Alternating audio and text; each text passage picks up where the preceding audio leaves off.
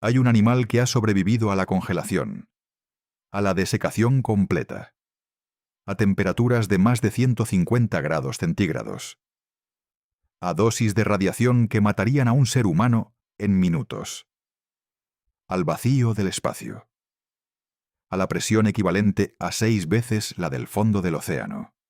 Se llama tardígrado. Y cuando los científicos decidieron someterlo a las condiciones de la superficie marciana, sobrevivió. Al frío marciano. Sobrevivió. A la radiación ultravioleta de Marte. Sobrevivió. A la presión casi inexistente de la atmósfera marciana. Sobrevivió. Y entonces los investigadores añadieron algo más al experimento. Algo que está presente en el suelo de Marte en concentraciones que los rovers han medido directamente. Una sustancia química que se acumula en la superficie marciana a lo largo de millones de años de procesos fotoquímicos. Un perclorato. Y el tardígrado murió. El animal más resistente que se conoce en la Tierra. El ser vivo que sobrevive condiciones que matan. Todo lo demás no puede soportar el suelo de Marte. Eso es extraordinario. Y la consecuencia más importante de ese resultado no es la que parece a primera vista. No es que Marte sea inhabitado. Es que el suelo de Marte es tan letal que cualquier vida que exista allí tiene que estar escondida de él. Y eso cambia completamente la manera en que buscamos vida en Marte. En los próximos minutos vas a entender exactamente por qué los perclorate del suelo marciano son tan letales que hacen imposible la vida en la superficie. Vas a entender por qué esa misma toxicidad es la pista más importante que tenemos sobre dónde podría estar escondida la vida marciana si existe. Vas a entender lo que sabemos sobre los tardígrados, por qué son el sistema de referencia perfecto para evaluar la habitabilidad de Marte, y qué significa que incluso ellos fallen. Y al final vas a entender por qué el suelo que mata a los tardígrados podría ser exactamente la razón de que haya algo vivo debajo de él, solo lo esencial. Marte no es un mundo completamente hostil a la vida. Tiene agua, congelada en los casquetes polares, en el subsuelo, y posiblemente como hielo estacional en ciertas latitudes. Tiene una atmósfera, aunque tenue. Tiene temperatura. No amable, pero no imposible para todos los organismos. Lo que convierte la superficie de Marte en un lugar especialmente inhóspito es la combinación de 3 factores que actúan simultáneamente. La radiación ultravioleta del Sol llega sin filtrar porque Marte no tiene capa de ozono.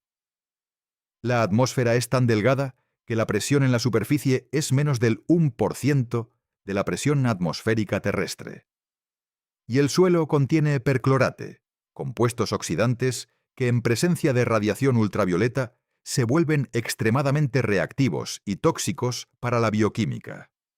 Esos 3 factores juntos hacen de la superficie marciana un ambiente que el estudio reciente sobre tardígrados describe como letal para incluso el extremófilo más resistente conocido. Y ese resultado tiene consecuencias que van mucho más allá de los tardígrados.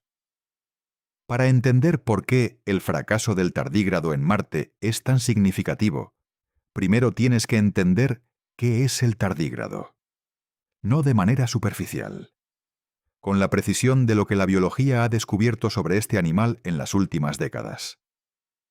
El tardígrado es un animal microscópico. Su nombre en latín significa caminante lento, por la manera en que mueve sus 8 patas cortas y robustas. En inglés se le llama informalmente oso de agua, por su silueta rechoncha y su tendencia a vivir en ambientes acuosos. Mide entre 0,1 y 1,5 milímetros de longitud. Vive en el agua que se acumula entre los musgos, en el suelo húmedo, en los sedimentos del fondo de los océanos, en las cimas de las montañas más altas, en los desiertos más áridos. Ha existido en la Tierra durante al menos 530 millones de años. Los fósiles más antiguos de tardígrados datan del período Cámbrico. Ha sobrevivido las 5 grandes extinciones masivas de la historia de la Tierra, incluyendo la extinción que mató a los dinosaurios. Eso solo ya lo hace extraordinario. Pero lo que hace al tardígrado, el objeto de tanto estudio científico, no es su historia evolutiva. Es su capacidad de sobrevivir condiciones que no tienen precedente en la biología animal. La clave de esa capacidad se llama criptobiosis. La criptobiosis es un estado de latencia metabólica extrema, en el que el tardígrado puede entrar cuando las condiciones ambientales se vuelven incompatibles con la vida activa. En estado de criptobiosis, el tardígrado retrae sus patas y su cabeza, expulsa casi toda el agua de su cuerpo, reemplaza esa agua con moléculas protectoras específicas y reduce su actividad metabólica a menos del 0,01% de los niveles normales. En ese estado, el tardígrado puede permanecer indefinidamente, esperando que las condiciones mejoren. Cuando el agua regresa, cuando la temperatura sube hasta rangos compatibles con la vida activa, el tardígrado se rehidrata y vuelve a funcionar con normalidad. Ese estado se llama criptobiosis anhidra cuando es causado por la falta de agua. Criptobiosis criótica cuando es causada por temperaturas extremadamente bajas. Criptobiosis anóxica cuando es causada por la ausencia de oxígeno. Y esmobiosis, una forma menos extrema, cuando es causada por condiciones ambientales adversas en general. Pero la criptobiosis no es lo único extraordinario del tardígrado. Lo que ha fascinado a los biólogos moleculares en las últimas décadas es la maquinaria molecular que hace posible la supervivencia en condiciones que dañan el ADN, las proteínas y las membranas celulares de cualquier otro ser vivo. El tardígrado tiene varias familias de proteínas únicas que no existen en ningún otro animal conocido. Las proteínas CAHS, que son Cytoplasmic Abundant Heat Soluble Proteins, proteínas citoplasmáticas abundantes termoestables. Cuando el tardígrado se deshidrata, estas proteínas forman una estructura de gel que envuelve el contenido celular y lo protege del daño físico. Las proteínas SAHS, análogas pero localizadas en la región secretora de la célula. Y las proteínas DSUP, de Damage Suppressor, supresoras de daño, que se asocian directamente al ADN y lo protegen de la radiación ionizante. La proteína DSUP ha sido objeto de una investigación especialmente intensa. Los estudios muestran que cuando el gen que codifica la proteína DSUP del tardígrado se introduce en células humanas en cultivo, esas células se vuelven aproximadamente 2 veces más resistentes a la radiación ionizante que las células humanas normales. La proteína DSUP del tardígrado puede proteger el ADN humano. Eso no es una curiosidad biológica. Es la base de potenciales aplicaciones en medicina de la radiación, en protección de astronautas durante misiones de larga duración y en el diseño de organismos sintéticos resistentes a ambientes extremos.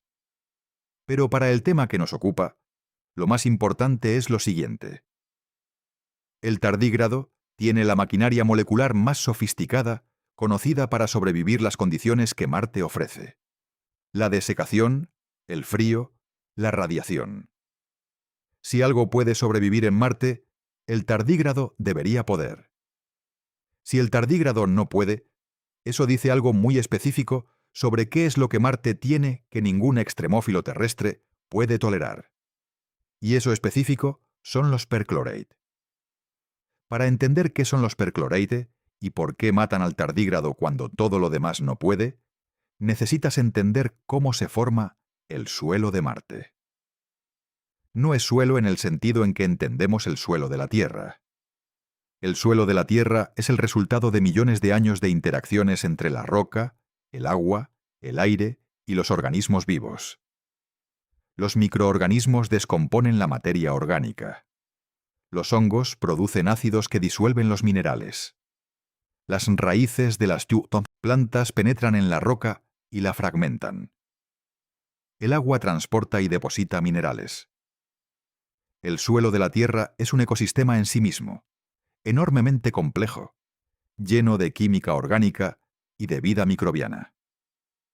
El suelo de Marte es lo contrario. No hay organismos que lo hayan modificado, que hayan introducido materia orgánica, que hayan mediado la química de los minerales. No hay agua líquida que disuelva y transporte a los ritmos que la Tierra tiene. Lo que tiene Marte es radiación ultravioleta directa sobre la superficie durante miles de millones de años, sin la protección de una capa de ozono, sin la atenuación de una atmósfera densa. Esa radiación ultravioleta interactúa con la atmósfera marciana, que está compuesta principalmente de dióxido de carbono, con pequeñas cantidades de nitrógeno y argón, y con los minerales del suelo, produciendo una química oxidante que transforma la composición superficial de Marte de maneras que no ocurren en la Tierra. El principal resultado de esa química es la formación de compuestos oxidantes fuertes en el suelo marciano. El peróxido de hidrógeno fue propuesto como candidato en los años 70 para explicar los resultados del experimento de biología en las misiones Viking.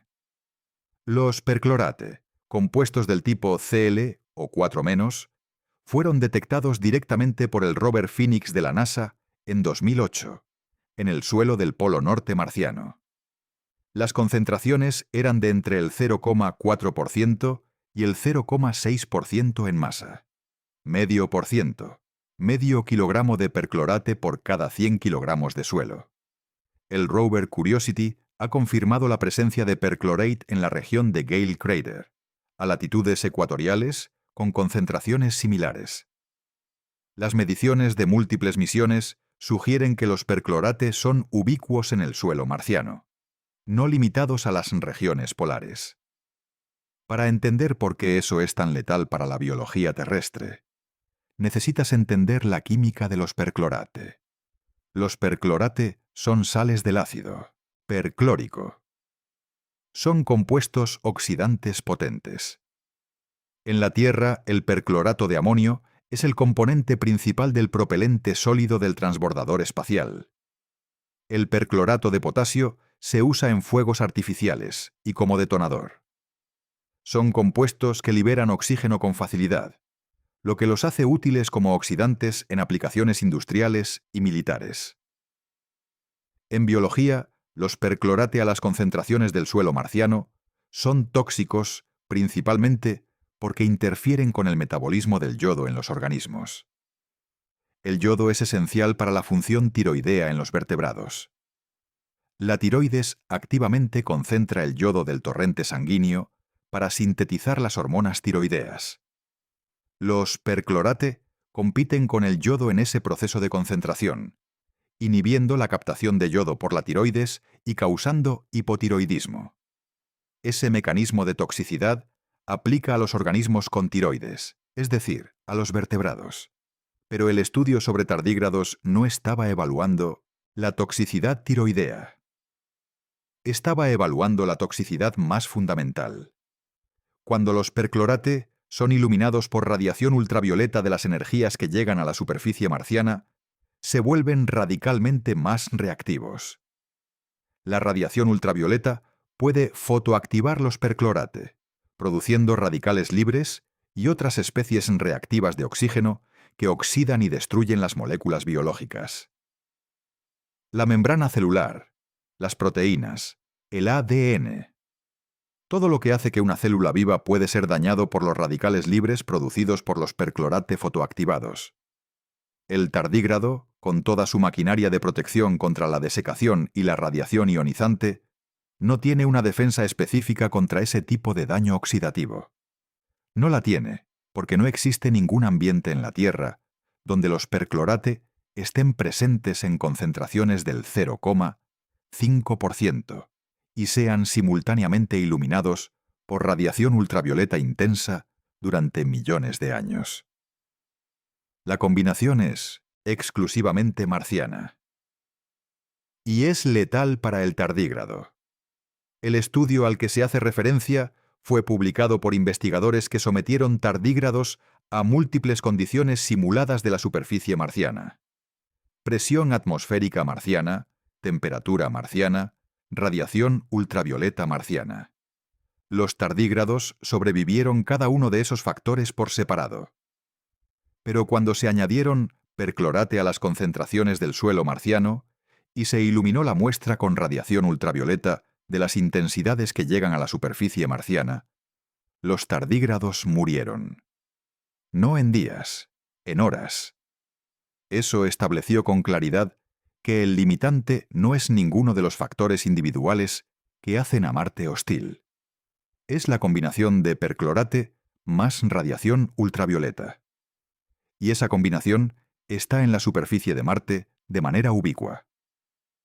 Pero hay algo más en ese resultado que es igualmente importante. Los perclorate no penetran a gran profundidad en el suelo. Son solubles en agua, y en la Tierra serían lavados por la lluvia hacia las capas inferiores del suelo.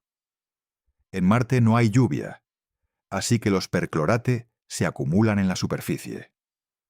Son producidos principalmente en la superficie por fotoquímica. Son concentrados en la superficie por la ausencia de agua líquida que los disuelva y los distribuya. Y son activados por la radiación ultravioleta que solo alcanza los primeros metros del suelo, atenuándose rápidamente con la profundidad. Debajo de unos pocos metros de suelo marciano, la combinación letal de perclorate más radiación ultravioleta desaparece. Los perclorate siguen estando presentes, pero la radiación ultravioleta no llega. Y sin la activación fotoquímica de los perclorate, su toxicidad cae drásticamente. Eso no significa que el subsuelo marciano sea un lugar cómodo, pero significa que el factor específico que mata al tardígrado en la superficie no está presente en el subsuelo. Y eso es la clave de toda la discusión sobre dónde buscar vida en Marte. Aquí está la paradoja que hace que este resultado sea tan fascinante. El mismo suelo que mata a los tardígrados en la superficie los protegería si estuvieran debajo de él. No porque los perclorate desaparezcan, sino porque la radiación ultravioleta que los activa no puede penetrar más de unos centímetros o metros en el suelo. Y hay algo más que el suelo marciano hace que es aún más importante para la protección de potencial vida subsuperficial. La radiación ultravioleta no es el único tipo de radiación que Marte recibe en abundancia.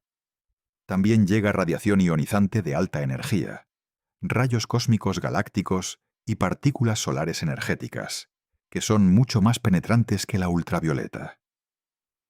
Los rayos cósmicos galácticos pueden penetrar hasta varios metros de roca. Pero incluso ellos se atenúan con la profundidad. A 2 metros de profundidad bajo la superficie marciana, la dosis de radiación ionizante es significativamente menor que en la superficie. A 5 metros es sustancialmente menor. A 10 metros es comparable a la radiación de fondo que existe en muchas regiones de la Tierra. Un organismo que viva a 10 metros de profundidad bajo la superficie marciana está protegido tanto de la radiación ultravioleta como de gran parte de la radiación ionizante por la misma roca que lo rodea. Está protegido del frío extremo de la noche marciana, donde las temperaturas pueden caer a menos 120 grados centígrados. El subsuelo tiene una temperatura más estable y más cálida que la superficie, y está protegido de los perclorate fotoactivados. Lo que queda como desafío para una vida subsuperficial en Marte es diferente de lo que desafía la vida en la superficie. En la superficie, el desafío es la radiación, los perclorate fotoactivados, el frío extremo y la presión casi nula. En el subsuelo, el desafío es la química del agua, la disponibilidad de energía y la compatibilidad de los minerales con la bioquímica. Y esos son desafíos que los extremófilos de la Tierra han resuelto en múltiples contextos. Hay bacterias que viven a kilómetros de profundidad en la corteza terrestre, sin acceso a la superficie, usando la química de la roca como fuente de energía. Hay microorganismos en el permafrost antártico que sobreviven a temperaturas de varios grados bajo cero durante decenas o cientos de miles de años en estado de latencia y se reactivan cuando el permafrost se descongela. Hay comunidades microbianas en los sedimentos del fondo oceánico que no han visto luz solar en millones de años y que utilizan la materia orgánica acumulada como fuente de carbono y energía. En todos esos casos, el factor limitante no es la hostilidad química del ambiente. Es la disponibilidad de agua líquida y de una fuente de energía química o física. Y Marte, en su subsuelo, puede tener ambas cosas. La paradoja del suelo marciano es esta. La superficie es tan letal que ningún organismo, terrestre conocido, puede sobrevivir en ella. Pero esa superficie actúa como una cubierta protectora para lo que está debajo. El propio veneno de la superficie crea las condiciones para que el subsuelo sea más habitable de lo que sería si la superficie fuera más amable. Un planeta con una superficie más hospitalaria para la vida, con agua líquida superficial y menor radiación, tendría una superficie biológicamente activa.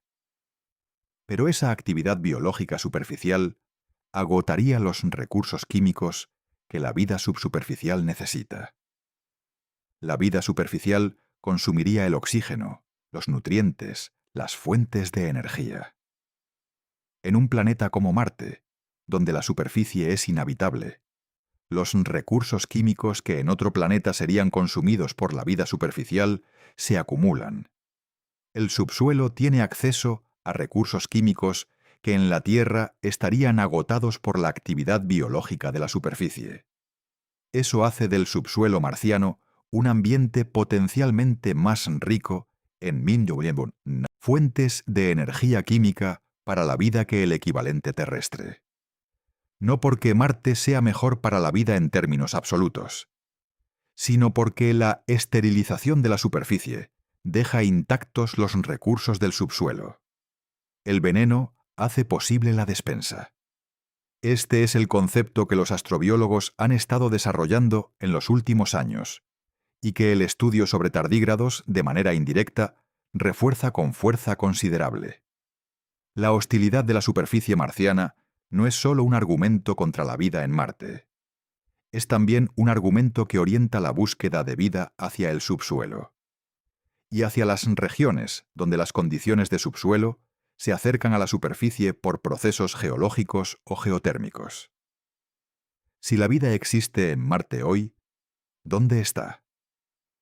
No es una pregunta retórica. Es la pregunta más específica y más científicamente accionable de toda la astrobiología. Y tiene respuestas concretas basadas en la geología, la química y la física de Marte tal como las conocemos. Los candidatos para la habitabilidad en Marte se pueden organizar en varias categorías. La primera y más estudiada es el subsuelo con agua líquida.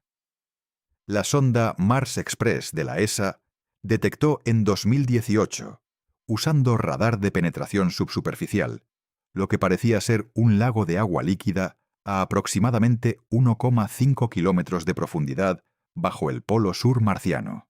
La señal de radar era consistente con agua líquida, no con hielo. Agua líquida a 1,5 kilómetros de profundidad bajo el polo sur de Marte.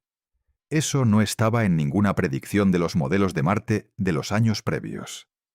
La temperatura a esa profundidad bajo el polo sur, con la presión que ejerce el casquete de hielo polar, podría ser de entre -50 y -80 grados centígrados. A presión atmosférica terrestre, el agua se congela a 0 grados y no puede ser líquida a esas temperaturas. Pero bajo presión suficiente, el agua puede permanecer líquida a temperaturas menores de 0. Y si hay sales disueltas en el agua, el punto de congelación cae aún más. Los perclorate son extraordinariamente solubles en agua y bajan el punto de congelación de manera muy eficaz. Una solución de perclorato de magnesio, uno de los perclorate detectados en Marte, puede permanecer líquida a temperaturas de hasta -123 grados centígrados bajo presión suficiente. El lago subsuperficial del polo sur de Marte podría ser una solución de perclorato en agua líquida. Eso es relevante para la habitabilidad porque hay organismos en la Tierra que viven en salmueras de perclorato en el desierto de Atacama, que es el desierto más árido de la Tierra y que se usa como análogo marciano en muchos estudios de astrobiología. Las bacterias en esas salmueras no solo toleran los perclorate, los usan como aceptor de electrones en su metabolismo. Para esas bacterias, el perclorato no es un veneno, es comida. Un lago subsuperficial de salmuera de perclorato en el polo sur de Marte no sería habitable para el tardígrado. Pero podría ser habitable para tipos de microorganismos que utilizan perclorate como fuente de energía. La segunda categoría de ambientes potencialmente habitables son las fumarolas volcánicas subsuperficiales. Marte tiene volcanes. Los más grandes del Sistema Solar, incluyendo el Olympus Mons, que tiene 3 veces la altura del Everest. La actividad volcánica en Marte cesó de manera extensa hace cientos de millones de años. Pero hay evidencia de que puede haber habido actividad volcánica mucho más reciente en algunas regiones. Donde hay actividad volcánica, hay calor geotérmico. Donde hay calor geotérmico, puede haber agua líquida en las profundidades. Y donde hay agua líquida y calor geotérmico, hay en la Tierra comunidades microbianas extensas que no dependen de la fotosíntesis. Las fumarolas hidrotermales del fondo oceánico terrestre, que se descubrieron en 1977 en el fondo del Pacífico, albergan ecosistemas complejos que no dependen de la luz solar. Las bacterias quimioautótrofas usan el sulfuro de hidrógeno y otros compuestos químicos emitidos por las fumarolas como fuente de energía. Esas bacterias son la base de cadenas alimentarias que incluyen gusanos tubo, cangrejos, camarones y peces. Si Marte tiene actividad geotérmica residual en algunas regiones, incluso a nivel de manantiales hidrotermales de baja temperatura, esas regiones podrían ser los ambientes más hospitalarios para la vida en Marte hoy. La tercera categoría son los depósitos de sal en el subsuelo. En la Tierra hay comunidades microbianas en depósitos de sal con millones de años de antigüedad. Las bacterias halófilas, que aman la sal, pueden sobrevivir en cristales de sal durante periodos extraordinariamente largos en estado de latencia y reactivarse cuando el cristal se disuelve en agua. Marte tiene depósitos de sal en múltiples regiones, detectados por espectroscopía desde órbita. Si en algún punto de la historia de Marte, cuando el planeta tenía agua líquida superficial abundante, existieron microorganismos en esos ambientes acuáticos salados. Algunos de esos microorganismos podrían haber sido encapsulados en cristales de sal a medida que el agua se evaporaba. Y podrían seguir ahí hoy, en un estado de latencia extrema, en cristales de sal que los protegen de la radiación y de los perclorate de la superficie. No activos, no metabolizando, esperando una agua que en la superficie marciana ya no llega, pero potencialmente recuperables. La cuarta categoría, que es la más especulativa pero también la más fascinante, son las cuevas lava-tubes.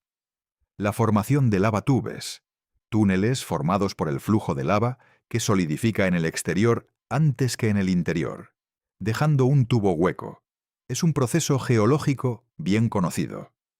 En la Tierra hay cuevas lava-tubes en Hawái, en Islandia, en las Islas Canarias.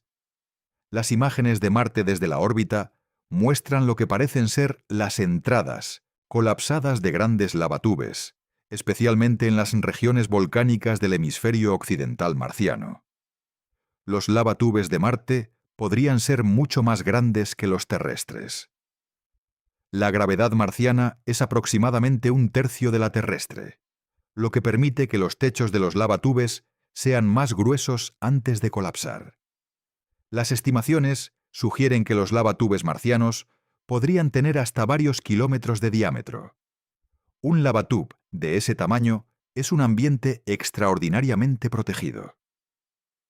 El techo de roca protege del bombardeo de radiación ultravioleta y de gran parte de la radiación cósmica. La temperatura en el interior sería más estable y más cálida que la superficie exterior. En condiciones de alta actividad volcánica pasada, los lavatubes podrían haber contenido agua líquida y fuentes de calor geotérmico.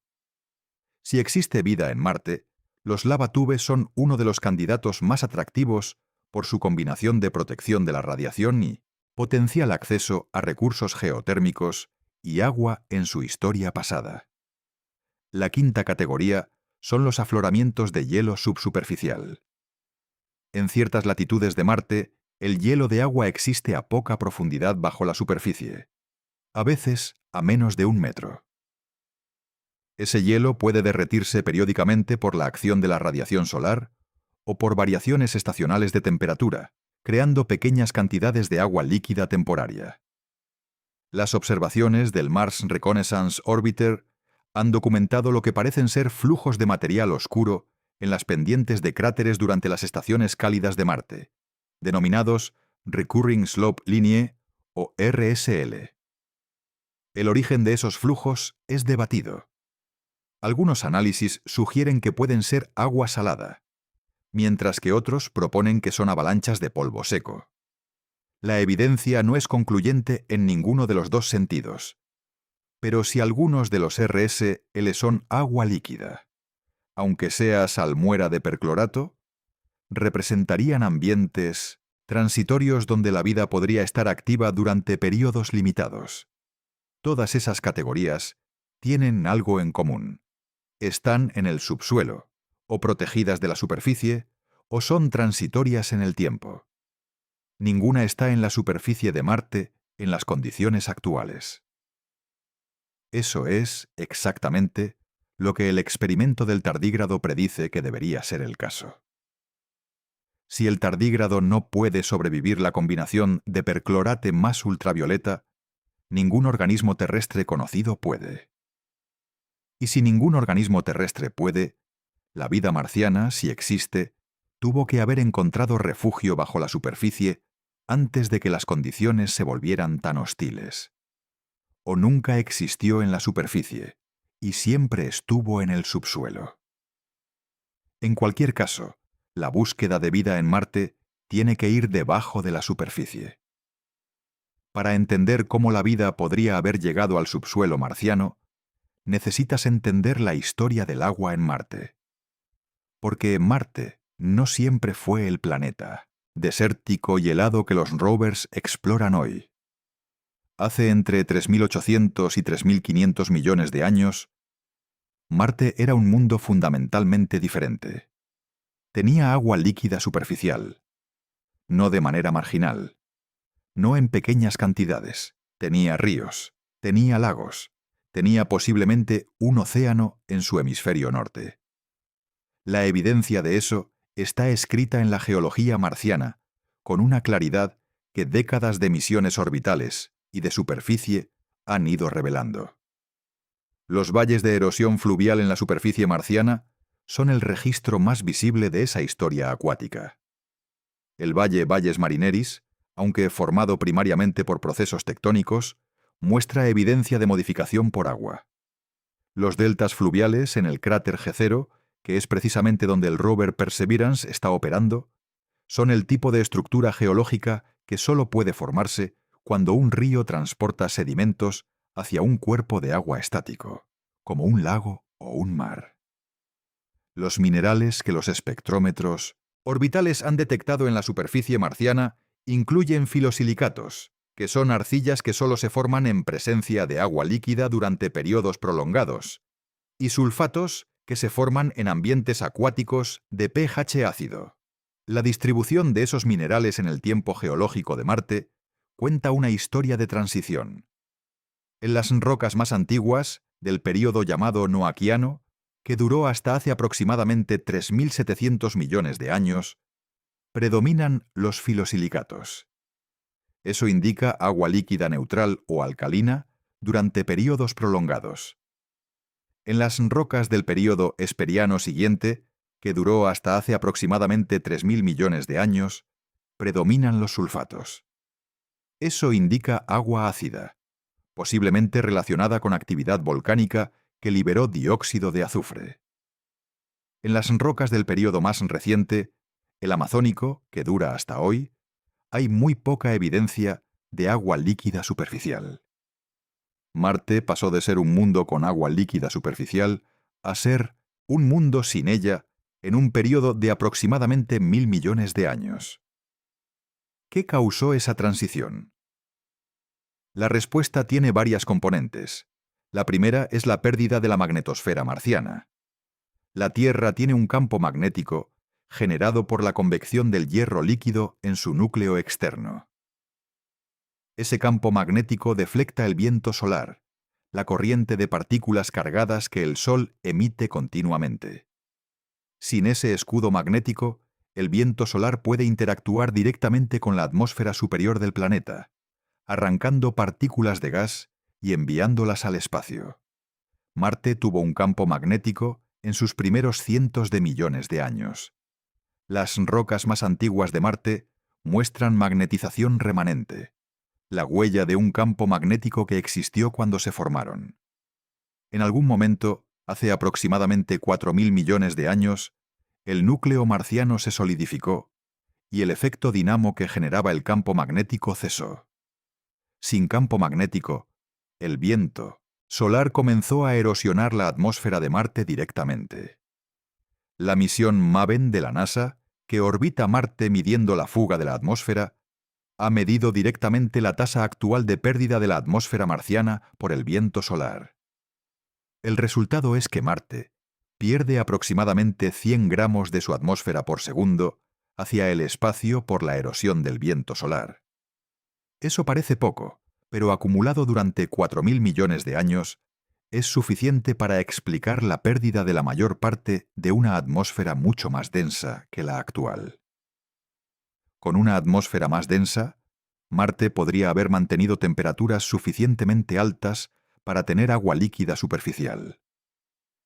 A medida que la atmósfera se adelgazó, las temperaturas medias cayeron y el agua líquida desapareció de la superficie. La segunda componente fue la pérdida del agua en sí misma. Parte del agua marciana fue transportada a las regiones polares y congelada en los casquetes polares. Parte fue atrapada en el suelo como permafrost, hielo mezclado con el regolito en las latitudes medias y altas. Parte fue perdida al espacio. Las moléculas de agua en la atmósfera marciana son disociadas por la radiación ultravioleta en hidrógeno y oxígeno. El hidrógeno, siendo el gas más ligero, es suficientemente caliente para escapar a la gravedad marciana. El oxígeno reacciona con los minerales del suelo. El resultado neto es que el agua de la atmósfera se pierde de manera permanente. La tercera componente fue el enfriamiento del interior marciano. Marte es más pequeño que la Tierra. Un planeta más pequeño tiene una relación superficie-volumen mayor, lo que significa que pierde calor al espacio de manera más eficiente. El interior de Marte se enfrió más rápido que el de la Tierra.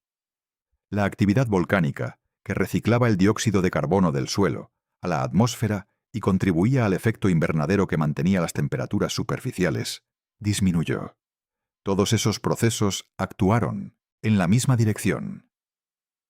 Marte perdió su atmósfera, su agua superficial y su calor interior de manera progresiva y relativamente rápida en la escala de tiempo geológica.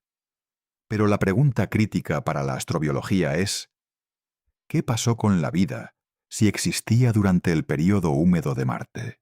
Si Marte tuvo agua líquida durante 1.000 millones de años, y si la vida puede originar en ese tiempo como lo hizo en la Tierra primitiva, que también duró un período similar antes de los primeros fósiles conocidos, entonces Marte pudo tener vida.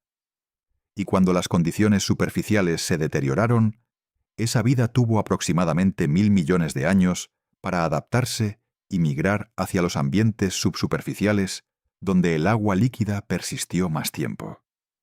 1 millón de años es suficiente para una evolución significativa en microorganismos con tiempos de generación de horas o días. 1.000 millones de años es tiempo suficiente para que organismos capaces de sobrevivir en Mimometsichin condiciones superficiales evolucionaran hacia formas capaces de sobrevivir en el subsuelo. Si ese proceso ocurrió, los descendientes de esa vida antigua de Marte podrían estar todavía ahí, en el subsuelo, adaptados a un mundo de oscuridad, de frío moderado, de química reducida, esperando ser encontrados. Antes de entrar en las implicaciones del estudio sobre los tardígrados para la búsqueda de vida en Marte, necesitas escuchar algo que el texto de descripción de este video menciona de pasada y que merece más atención de la que generalmente recibe. La posibilidad de que los tardígrados hayan llegado a Marte a cuestas de los restos eyectados por el impacto. No de manera hipotética futura, de manera histórica pasada. La panspermia es la hipótesis de que la vida puede transferirse entre planetas a través del espacio en rocas eyectadas por impactos. No es ciencia ficción. Es una hipótesis científica seria, respaldada por evidencia experimental sólida. La Tierra y Marte han intercambiado material de manera continua a lo largo de la historia del Sistema Solar. Cuando un asteroide o un cometa impacta un planeta con suficiente energía, puede expulsar fragmentos de la superficie del planeta a velocidades superiores a la velocidad de escape. En Marte, la velocidad de escape es de unos 5 km por segundo. Impactos de asteroides grandes pueden expulsar rocas marcianas al espacio a esas velocidades. Esas rocas, una vez en el espacio, siguen trayectorias orbitales que pueden llevarlas a través del sistema interior. Algunas llegan a la Tierra. Los meteoritos marcianos no son una rareza de museo. Se han identificado con certeza más de 270 meteoritos de origen marciano en la Tierra, reconocibles por su composición mineralógica y por la composición isotópica del gas atrapado en sus burbujas, que coincide con la atmósfera marciana medida por las sondas Viking. El más famoso de esos meteoritos es el ALH 84001, encontrado en la Antártida en 1984. En 1996, un equipo de la NASA publicó un análisis que proponía que el meteorito contenía posibles signos de vida microbiana pasada, incluyendo estructuras que parecían nanobacterias y compuestos orgánicos de origen potencialmente biológico. Esa afirmación fue intensamente debatida. La mayoría de los investigadores actualmente consideran que las estructuras identificadas tienen explicaciones inorgánicas, pero el meteorito demostró algo que no estaba en duda. Marte envía rocas a la Tierra, y la Tierra también envía rocas a Marte. Los impactos en la Tierra expulsan rocas terrícolas al espacio con la misma física, y algunas de esas rocas llegan eventualmente a Marte. En esas rocas puede haber vida. No en el exterior de la roca, que es esterilizado por la radiación durante el viaje interestelar, sino en el interior, donde la roca proporciona suficiente blindaje de radiación para que los organismos sobrevivan el trayecto.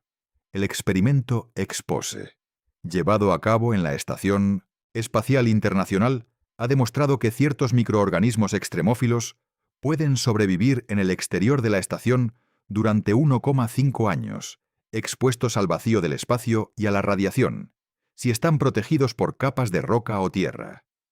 Si el tiempo de tránsito entre la Tierra y Marte es de meses o pocos años para una roca eyectada por un impacto energético, y si los organismos están protegidos en el interior de esa roca, la transferencia de vida entre planetas es plausible.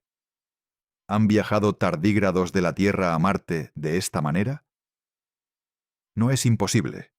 Un meteorito de origen terrestre que cayera en Marte podría llevar tardígrados en criptobiosis en su interior. Cuando el meteorito impacta la superficie marciana, la entrada en la atmósfera y el impacto en sí mismo generan calor que destruiría los organismos en las capas más externas del meteorito, pero el interior podría mantener temperaturas compatibles con la supervivencia. Una vez en la superficie marciana, Esos tardígrados estarían en la situación que el estudio describe. Perclorate más radiación ultravioleta. Y morirían. Pero si el meteorito impacta en una región con subsuelo húmedo, o en la cercanía de una fuente de agua subsuperficial, y si algunos tardígrados del interior del meteorito llegan al subsuelo antes de que los perclorate fotoactivados los alcancen, la situación es diferente. Es un escenario de probabilidades muy bajas, pero no cero. Y hay algo más. La contaminación de Marte con organismos terrestres no es solo una posibilidad histórica ligada a los meteoritos.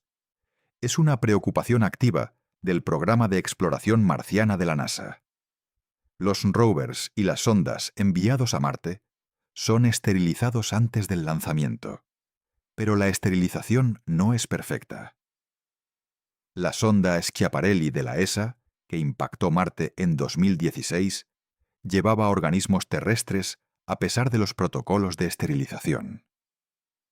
El Curiosity y el Perseverance llevan potencialmente decenas de miles de esporas de microorganismos resistentes a la esterilización, a pesar de los esfuerzos de limpieza.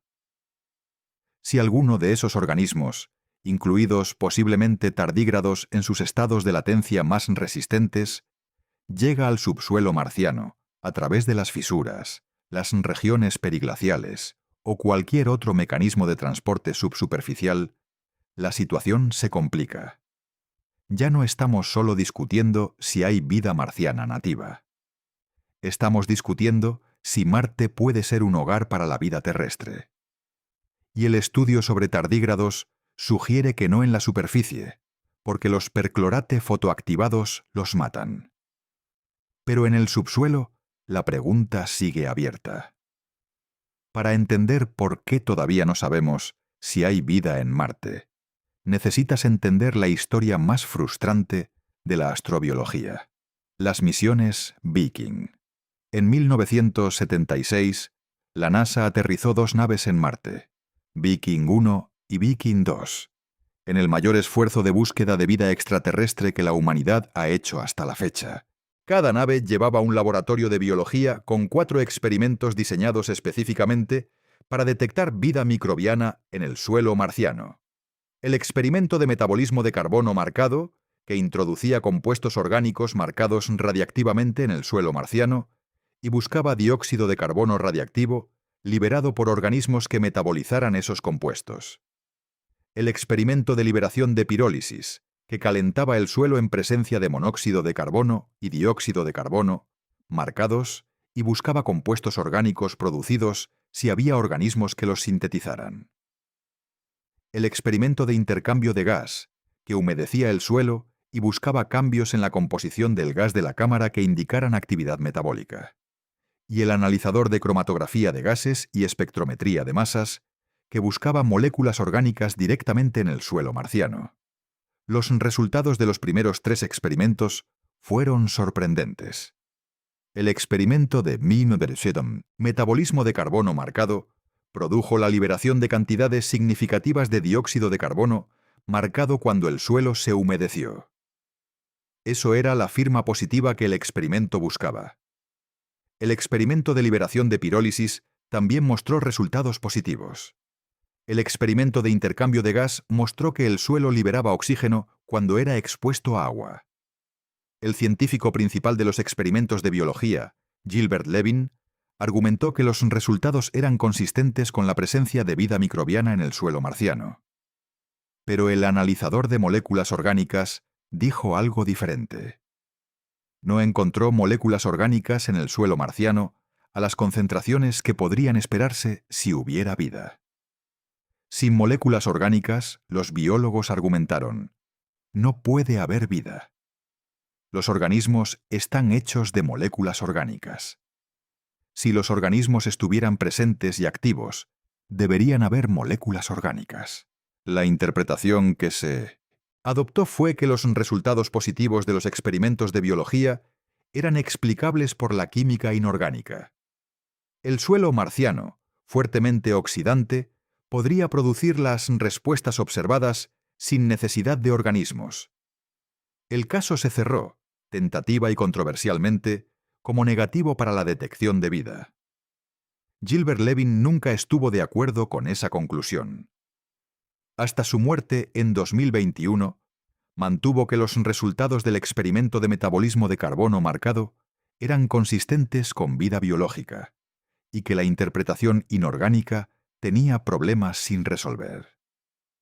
La ironía de la historia es que la razón por la que el analizador de moléculas orgánicas de Viking no encontró moléculas orgánicas puede tener su propia explicación que no sea la ausencia de vida. Los perclorate. Cuando se descubrieron los perclorate en el suelo marciano, en 2008, los científicos que reinterpretaron los datos de Viking dieron cuenta de algo importante. El analizador de moléculas orgánicas de Viking calentaba el suelo para analizar los gases liberados. Esa es la técnica estándar de cromatografía de gases. Pero si el suelo marciano contiene perclorato, calentar el suelo en presencia de materia orgánica produce una reacción química que destruye las moléculas orgánicas. El perclorato, al ser calentado, libera oxígeno que oxida y destruye los compuestos orgánicos, convirtiéndolos en dióxido de carbono y agua.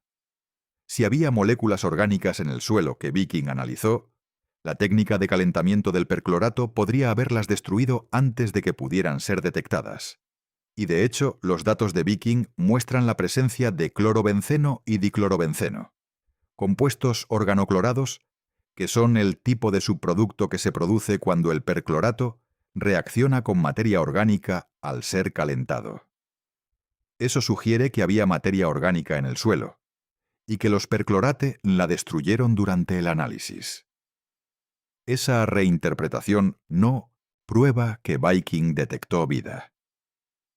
Pero sí dice que la evidencia negativa de Viking para moléculas orgánicas puede no ser tan negativa como parecía.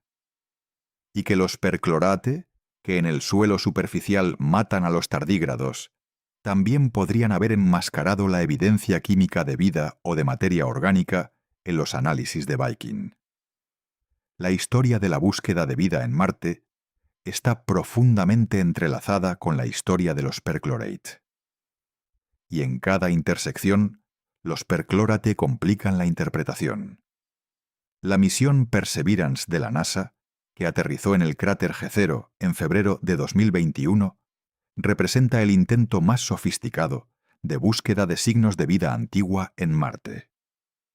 No vida actual necesariamente, aunque eso tampoco se excluye. Principalmente biosignatures, firmas químicas o morfológicas de vida que existió en el pasado. El cráter Jezero fue seleccionado por una razón geológica específica. Las imágenes desde la órbita muestran que el cráter fue inundado por un río en el pasado.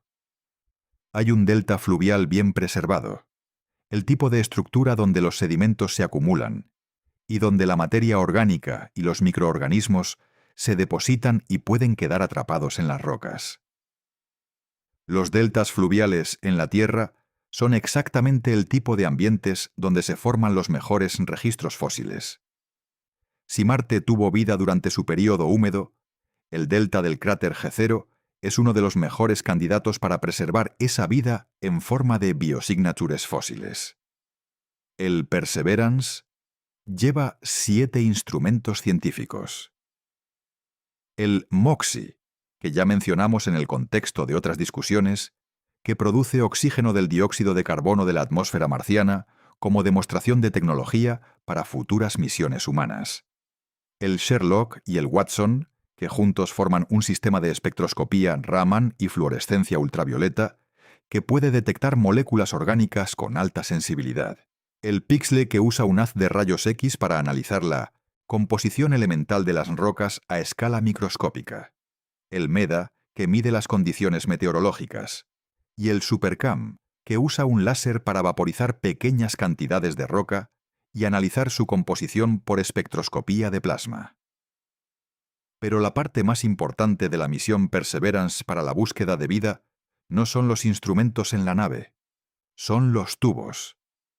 El Perseverance lleva 43 tubos de titanio para coleccionar muestras de rocas y regolito. Ha estado llenando esos tubos con muestras seleccionadas de las formaciones geológicas más prometedoras del cráter G0. El plan es que esas muestras sean recogidas por una futura misión de retorno de muestras, la Mars Sample Return, que traería las muestras a la Tierra para ser analizadas en los laboratorios científicos más sofisticados que la humanidad tiene. Aquí está la diferencia fundamental entre analizar muestras en Marte y analizarlas en la Tierra. Los instrumentos que un rover puede llevar están limitados en masa, volumen y energía. Son extraordinariamente capaces dadas esas limitaciones, pero no pueden igualar la sensibilidad, la diversidad de técnicas y la capacidad de análisis iterativo que los laboratorios en la Tierra pueden aplicar. Un fragmento de roca marciana analizado en un laboratorio de la Tierra podría ser sometido a docenas de técnicas de análisis diferentes, desde espectrometría de masas de alta resolución hasta microscopía electrónica de transmisión, desde isótopos estables hasta geoquímica orgánica de alta sensibilidad. Si hay biosignatures en esas rocas, los laboratorios de la Tierra tienen una probabilidad mucho mayor de detectarlas que cualquier instrumento a bordo del Perseverance. Pero la Mars Sample Return enfrenta desafíos enormes. Es la misión espacial más compleja que la humanidad ha intentado nunca en términos de operaciones. Requiere que el Perseverance deposite los tubos de muestra en la superficie, o que los lleve consigo. Luego, una nave de ascenso marciana tiene que despegar de la superficie, lo que nunca se ha intentado antes. Luego, una nave en órbita marciana tiene que rendezvous con el contenedor de muestras. Luego, un vehículo de entrada y aterrizaje tiene que traer las muestras a la Tierra, de manera que no contaminen el ambiente ni sean contaminadas por él. El coste estimado de la Mars Sample Return es de entre 8.000 y 11.000 millones de dólares, y el calendario ha sufrido múltiples revisiones.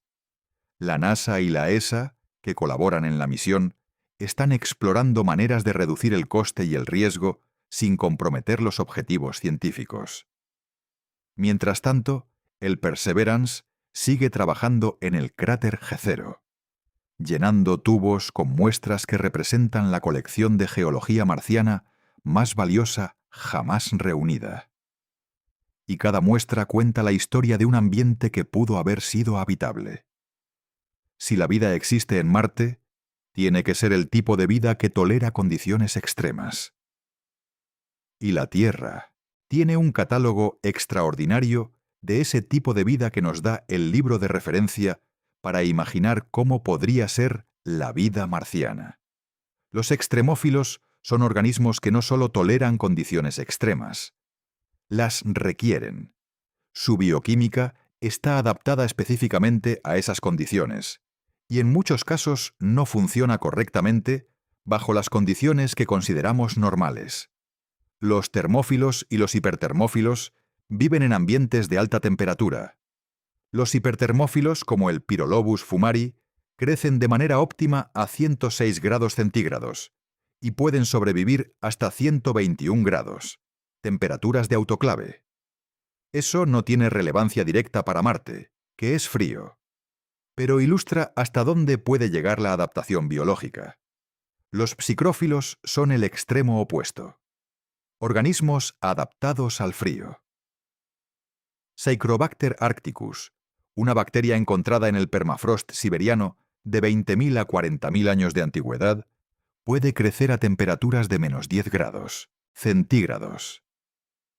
Las bacterias de los hielos antárticos del lago Vostok, atrapadas bajo 4 kilómetros de hielo durante posiblemente más de 15 millones de años, pueden estar activas a temperaturas de varios grados bajo cero. Los halófilos son organismos que requieren alta salinidad. Hyelobacterium salinarum crece en salmueras casi saturadas con sal de sodio.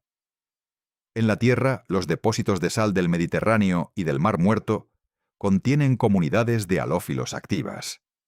Los perclófilos, organismos que usan los perclorate como aceptores de electrones en su metabolismo, son especialmente relevantes para Marte. En el desierto de Atacama, donde los perclorates se acumulan en concentraciones más altas que en cualquier otro lugar de la Tierra, hay comunidades microbianas que reducen los perclorate, es decir, que usan los perclorate como oxidante para extraer energía de reacciones químicas. El género de cloromonas y varios otros géneros bacterianos son capaces de reducir los perclorate. Esas bacterias no solo toleran los perclorate, los utilizan como fuente de energía. Si existieran organismos similares en Marte, no solo sobrevivirían la presencia de perclorate en el subsuelo marciano, los usarían como combustible. Los acidófilos viven en ambientes de alta acidez. Ferroplasma acidarmanus puede vivir en ambientes con pH de 0, equivalente al ácido del estómago humano concentrado. Los radioresistentes son organismos con extraordinaria tolerancia a la radiación. Deinococcus radiodurans puede tolerar dosis de radiación de hasta 5.000 grays, sin perder viabilidad. Para comparar, 5 grays son letales para los seres humanos. Los mecanismos de reparación del ADN de D. radiodurans son tan eficientes que puede reparar su genoma después de recibir miles de roturas simultáneas en sus cromosomas. Esa resistencia a la radiación sería relevante para la vida marciana, no en la superficie, donde la radiación ultravioleta más que la ionizante es el problema, sino en el subsuelo, donde la radiación cósmica de alta energía penetra. Pero el extremófilo más directamente relevante para el contexto marciano podría ser el Crococcidiopsis. Crococcidiopsis es una cianobacteria, un tipo de bacteria capaz de fotosíntesis que ha sido encontrada en uno de los ambientes más inhóspitos de la Tierra, el interior translúcido de las rocas de cuarzo en el desierto de Atacama. En esas rocas, la bacteria vive en los espacios microscópicos entre los cristales de cuarzo, donde la luz solar tiene que penetrar varios milímetros de roca antes de llegar a la bacteria.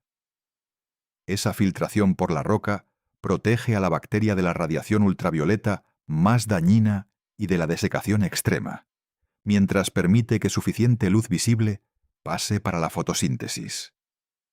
Ese nicho endolítico, que significa literalmente dentro de la roca, es un análogo directo del tipo de refugio que la vida podría encontrar en las capas más superficiales de la corteza marciana. Si en el pasado de Marte hubo luz solar suficiente en el interior de rocas translúcidas como el cuarzo o los sulfatos, organismos similares al Crococcidiopsis podrían haber existido en esos nichos. Hoy, la intensidad de la radiación ultravioleta marciana es mucho mayor que la de la Tierra, lo que haría ese nicho más difícil.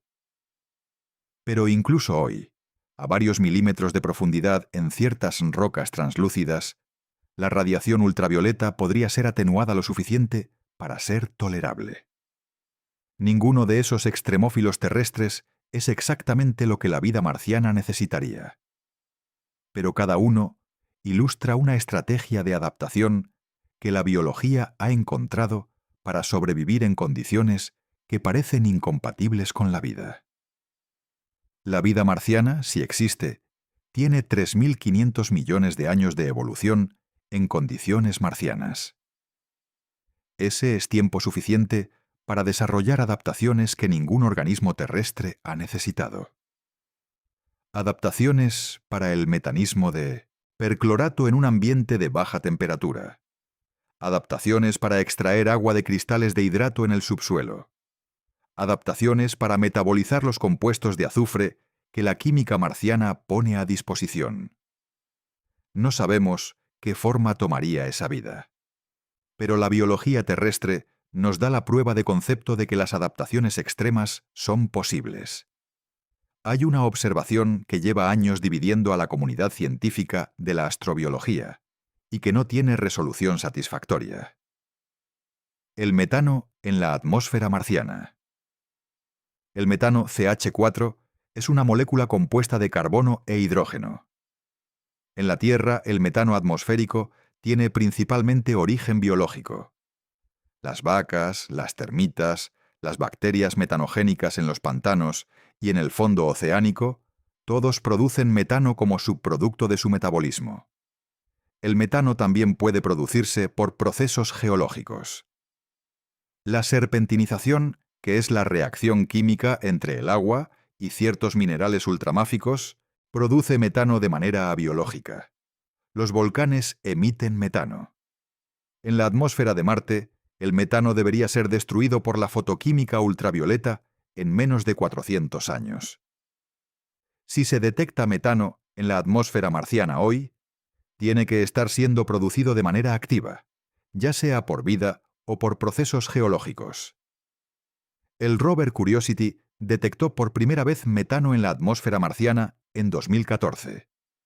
Las concentraciones fueron de aproximadamente 7 partes por 1000 millones.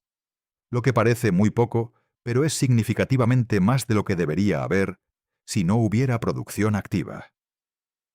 Más intrigante, la concentración de metano variaba de manera estacional. Era mayor en el verano marciano que en el invierno. Esa variabilidad estacional es difícil de explicar con fuentes geológicas simples, que no deberían tener estacionalidad marcada. Pero la variación estacional sería esperable si el metano es producido por organismos cuya actividad metabólica responde a la temperatura, que es exactamente como los metanógenos de la Tierra se comportan.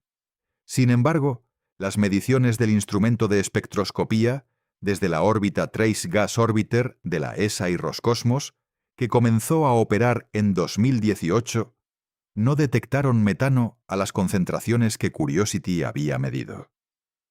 Esa discrepancia es muy desconcertante. Si el Curiosity detecta metano desde la superficie y el TGO no lo detecta desde la órbita, o hay un problema con alguna de las mediciones, o el metano se localiza en concentraciones muy elevadas cerca de la superficie y se destruye o se diluye rápidamente antes de alcanzar las altitudes a las que el TGO puede detectarlo. Hay hipótesis para ambas posibilidades, pero ninguna está establecida de manera concluyente. La posibilidad de que el metano sea de origen biológico es tomada en serio por parte de la comunidad científica. No como conclusión, como hipótesis que los datos actuales no pueden descartar, y los datos actuales tampoco la confirman. El metano marciano es, en este momento, la pista más controvertida y menos resuelta de la astrobiología marciana. Si hay producción activa de metano en Marte, y si esa producción es biológica, sería la evidencia más directa de que hay vida en Marte hoy. No vida fósil, vida activa. Y la variabilidad estacional que Curiosity observó sugiere que esa vida estaría en el subsuelo, usando la temperatura como señal para modular su actividad metabólica. Exactamente el tipo de vida que el experimento sobre tardígrados predice que debería estar allí si existe. Hay un aspecto de la búsqueda de vida en Marte que la mayoría de las discusiones evitan porque es profundamente incómodo. El problema de la contaminación planetaria. Cuando los científicos dicen que Marte podría estar contaminado con organismos terrestres transportados por los rovers y las sondas, eso no es solo una preocupación metodológica sobre cómo interpretar los datos. Es una preocupación ética sobre si estamos introduciendo vida en un planeta que podría tener la suya propia. Los protocolos de protección planetaria de la NASA y de la ESA exigen que las naves enviadas a planetas de interés astrobiológico sean esterilizadas antes del lanzamiento. Esa esterilización incluye calentamiento a temperaturas de 110 a 125 grados centígrados durante horas, irradiación ultravioleta, limpieza química con alcohol isopropílico y otros agentes, y en casos especiales, irradiación gamma. El objetivo es reducir el número de organismos viables en la nave a menos de 300.000 esporas en total. Eso suena a mucho. Pero en el contexto de la búsqueda de vida, cualquier organismo que llegue a Marte podría, en principio, generar una falsa señal positiva de vida. Y la esterilización, por muy rigurosa que sea, no elimina todos los organismos. Los Bacillus spores, las esporas de las bacterias del género Bacillus, son extraordinariamente resistentes a las condiciones de esterilización. Sobreviven el calentamiento, la irradiación y los productos químicos con mayor frecuencia que otros tipos de organismos. Los tardígrados en criptobiosis son también extremadamente resistentes a los métodos de esterilización convencionales. Cuando se analizó el contenido microbiano del rover Curiosity antes del lanzamiento, se encontraron cientos de tipos de bacterias en su interior, incluyendo algunas que no eran conocidas y que podrían ser resistentes a condiciones extremas. Eso no significa que el Curiosity esté lleno de vida. La mayoría de esos organismos probablemente mueren durante el viaje de 7 meses a Marte, expuestos a la radiación del espacio. Pero algunos pueden sobrevivir. ¿Y si Marte tiene agua en el subsuelo? ¿Si tiene temperatura compatible con la vida? ¿Si tiene los recursos químicos que los microorganismos necesitan? Esos supervivientes podrían establecerse. El Planetary Protection Policy de la NASA clasifica las misiones a Marte en categorías según su riesgo de contaminación. Las misiones de sobrevuelo y órbita son la categoría más baja de riesgo. Los rovers que operan en regiones donde la probabilidad de encontrar agua líquida es baja, como las regiones ecuatoriales donde ha operado Curiosity, son de riesgo medio. Las misiones que se acercan a regiones con posible agua líquida, como los casquetes polares o los RSL en las laderas de los cráteres, requieren los niveles más altos de esterilización. La razón de esa precaución es la siguiente. Si detectamos vida en Marte, y esa vida es terrestre, habremos contaminado el planeta y nunca sabremos si había vida marciana nativa. Si hay vida marciana y contaminamos el planeta con vida terrestre, los organismos terrestres, con 3.800 millones de años de evolución en la Tierra moderna, podrían competir mejor que los organismos marcianos, que han estado adaptándose a un ambiente progresivamente más inhóspito durante esos mismos 3.800 millones de años. La contaminación de Marte con vida terrestre podría extinguir la vida marciana si existe. Eso plantea una pregunta ética que la comunidad científica no ha resuelto. Si detectamos señales de vida en Marte, ¿cómo sabemos si es marciana o terrestre? Si enviamos muestras del suelo marciano a la Tierra para analizarlas, ¿cómo garantizamos que las bacterias que el laboratorio detecta no son las que el rover llevó a Marte en lugar de organismos nativos? La Mars Sample Return, con sus tubos de titanio sellados herméticamente, es el intento de resolver ese problema. Las muestras están selladas en el momento de la recolección, antes de que puedan ser contaminadas por los materiales del rover. Pero incluso así, el suelo que el rover recoge ya podría estar contaminado con esporas de la misma nave antes de que el tubo se cierre. No hay solución perfecta. La única certeza es que cuanto más tiempo pasan los rovers en Marte, mayor es el riesgo de que los resultados de cualquier detección de vida sean ambiguos. Esa ambigüedad es la razón por la que algunos astrobiólogos argumentan que la única manera de resolver definitivamente la pregunta de si hay vida en Marte es enviar humanos. Los humanos pueden hacer el trabajo de exploración geológica y biológica con una flexibilidad y una capacidad de resolución de problemas que ningún robot puede igualar. Pero los humanos son también la fuente de contaminación más masiva que podemos enviar a Marte. Un astronauta exhala aproximadamente 10.000 millones de bacterias por minuto cuando respira. La presencia humana en Marte, incluso con los mejores trajes espaciales, implicaría una contaminación de la superficie marciana con organismos terrestres de una escala que todos los rovers juntos no han generado. Si hay vida en Marte, los astronautas podrían destruir la posibilidad de estudiarla en su estado natural. Si no hay vida en Marte, los astronautas podrían ser los que la introducen. En cualquier caso, el envío de seres humanos a Marte tiene que hacerse con una estrategia de protección planetaria que actualmente no existe con el nivel de rigor necesario. Para resolver la pregunta de si hay vida en Marte, necesitamos algo que ninguna misión actual puede proporcionar directamente: una muestra de agua líquida del subsuelo marciano, analizada en condiciones que garanticen que no está contaminada con organismos terrestres. O una muestra de roca del subsuelo marciano que haya sido protegida de la contaminación desde el momento de la recolección hasta el análisis. O una detección inequívoca de una señal química o biológica que no tenga explicación inorgánica y que no pueda ser atribuida a contaminación terrestre. Ninguna de esas cosas es fácil. La primera requiere perforar el suelo marciano hasta alcanzar agua líquida, lo que podría significar perforar más de 1 kilómetro, y hacerlo con instrumentos que no contaminen la muestra. En la Tierra, la perforación profunda limpia es un desafío de ingeniería considerable. En Marte, sin infraestructura logística, sin posibilidad de enviar componentes de reemplazo si algo falla, y con la restricción de masa que impone el lanzamiento desde la Tierra, es un reto de otra magnitud. La segunda requiere una cadena de custodia de la muestra que comience en el momento de la extracción y se mantenga hasta el análisis. La Mars Sample Return es el intento más serio de conseguir eso, pero incluso los tubos sellados del Perseverance tienen incertidumbre sobre si la muestra está libre de contaminación desde el momento antes de que el tubo se cierre.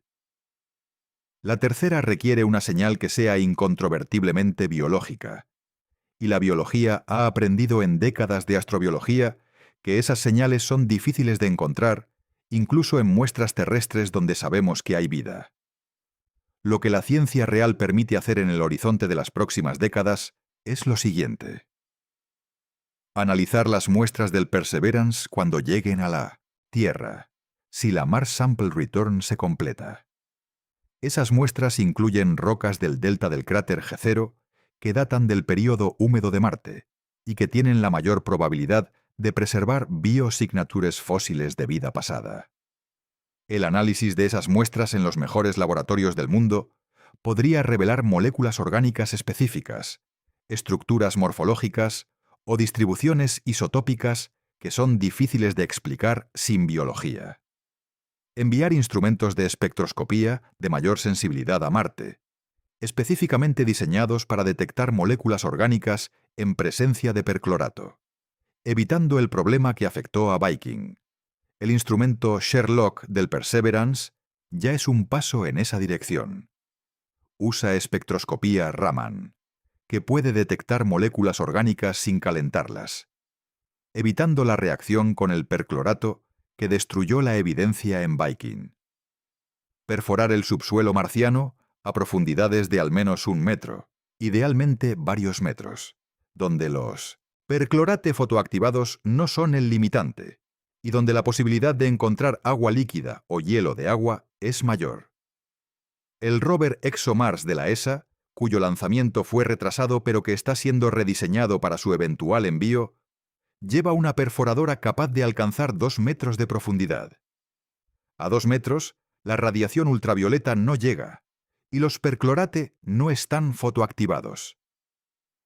Es el primer instrumento diseñado específicamente para explorar el subsuelo marciano con la búsqueda de vida en mente, y desarrollar la Mars Sample Return, a pesar de sus costes y complejidades, porque las muestras físicas de Marte analizadas en laboratorios terrestres representan el camino más probable hacia una respuesta definitiva. Ninguna de esas cosas es rápida. Ninguna es barata. Pero son los pasos concretos que llevan de la pregunta sin respuesta a la posibilidad de una respuesta. Y el estudio sobre tardígrados, con toda su aparente sencillez añade perclorato y UV y el animal más resistente de la Tierra muere, tiene el mérito de clarificar exactamente cuál es el factor limitante para la vida en la superficie marciana. Eso orienta dónde hay que buscar con más precisión de lo que teníamos antes. Y en la búsqueda de vida extraterrestre, saber dónde buscar es la mitad del problema. La narrativa de la búsqueda de vida en Marte ha sufrido múltiples ciclos de entusiasmo y decepción. Entusiasmo cuando los canales marcianos del siglo XIX parecieron sugerir a Lowell una civilización construyendo infraestructura de riego. Decepción cuando los telescopios más potentes mostraron que esos canales eran ilusiones ópticas. Entusiasmo cuando las imágenes de Mariner 9 en 1972 mostraron valles de erosión que parecían ríos secos, sugiriendo que Marte tuvo agua. Relativa decepción cuando Viking en 1976 no encontró vida inequívoca. Entusiasmo cuando el ALH 84001 en 1996 sugirió posibles nanofósiles marcianos. Decepción cuando el análisis posterior encontró explicaciones inorgánicas para las estructuras identificadas. Entusiasmo cuando el Phoenix descubrió perchlorate en el Polo Norte, lo que complicó, pero también enriqueció, el panorama de la habitabilidad. Entusiasmo cuando el Curiosity detectó metano. Perplejidad cuando el TG o no lo confirmó. El estudio sobre tardígrados es otro episodio en esa historia. No un ciclo de entusiasmo seguido de decepción. Un resultado que añade especificidad. Antes del estudio, la pregunta era genérica. ¿Puede sobrevivir algún organismo en Marte? Después del estudio, la pregunta es específica. ¿Puede sobrevivir algún organismo en la superficie de Marte en presencia de perclorate fotoactivados? La respuesta a esa pregunta específica es no, al menos para ningún organismo terrestre conocido. Y esa respuesta negativa, orientada, tiene consecuencias positivas para la búsqueda. Si el limitante es la combinación de perclorato más ultravioleta, y si esa combinación solo existe en la superficie y los primeros metros del subsuelo, la vida marciana, si existe, tiene que estar más profunda. Eso convierte la perforación profunda del subsuelo marciano de una posibilidad interesante en una prioridad científica de primer orden. No porque sepamos que hay algo ahí abajo, sino porque si hay algo, tiene que estar ahí abajo.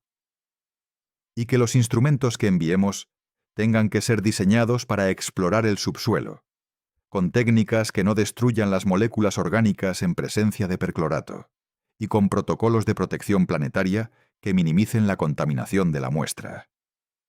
El estudio sobre tardígrados no responde si hay vida en Marte, pero nos dice dónde buscarla, y nos dice qué instrumento crucial falta. La perforadora.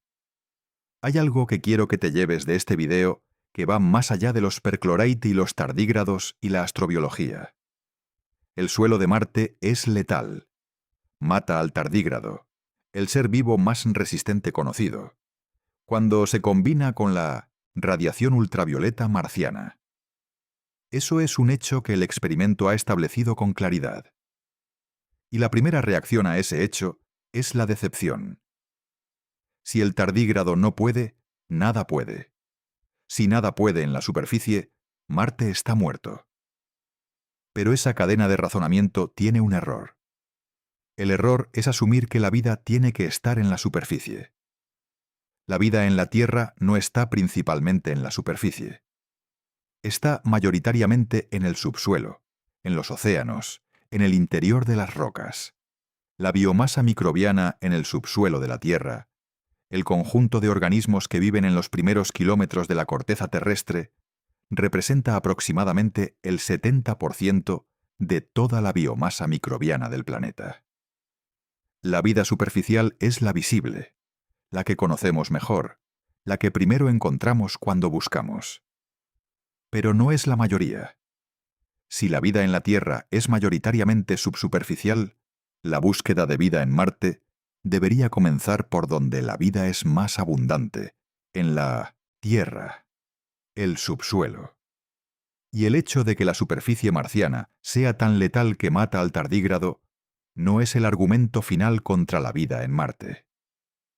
Es el argumento más fuerte a favor de que, si hay vida en Marte, la encontraremos debajo de la superficie.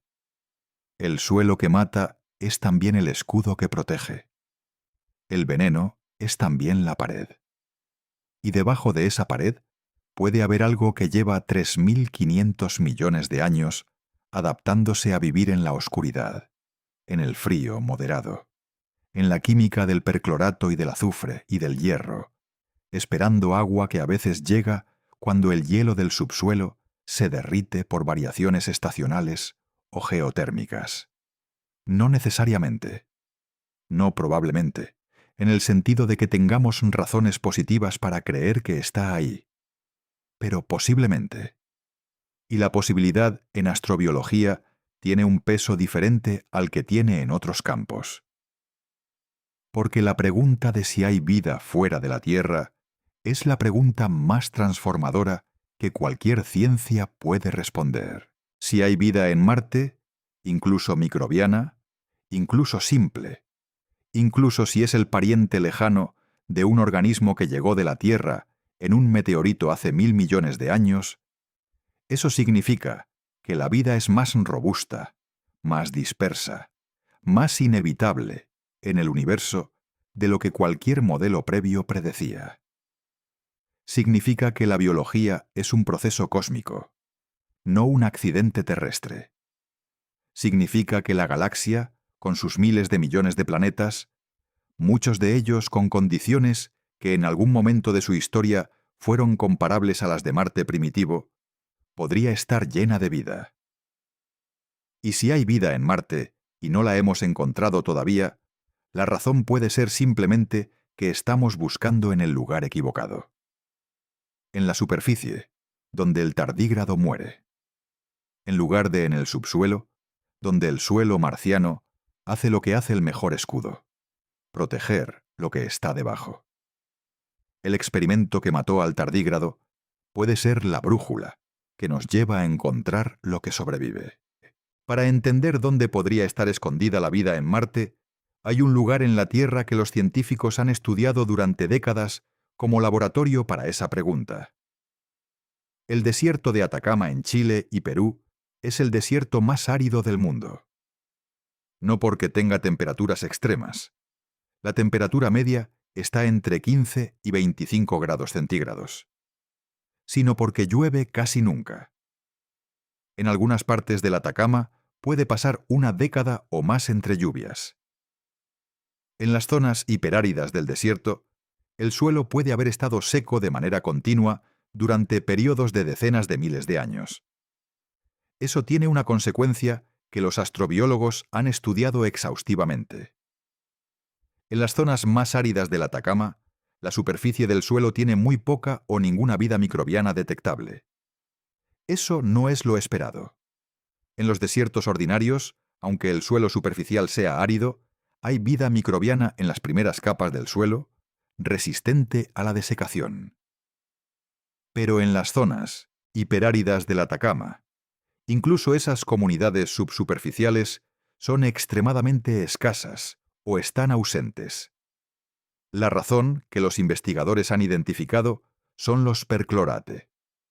El Atacama tiene concentraciones de perclorate en el suelo de entre 0,03% y 0,1%, significativamente menores que las de Marte, pero del mismo orden de magnitud.